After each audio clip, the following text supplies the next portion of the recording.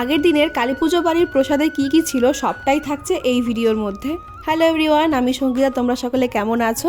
তো কালী পুজো বাড়িতে প্রথমেই ছিল এই শীতের সময় গরম গরম কফি, যেটা আমি আর খাইনি, এরা সবাই খেয়েছিল।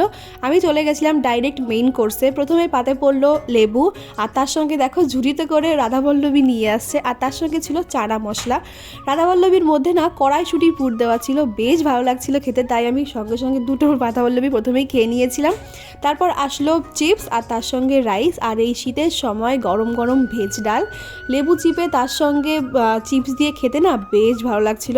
ডাল দিয়ে খেতে না খেতেই চলে আসলো এঁচোড়ের তরকারি, আর তারপর আসলো পনিরের তরকারি। পনিরটাও বেশ ভালোই হয়েছিল।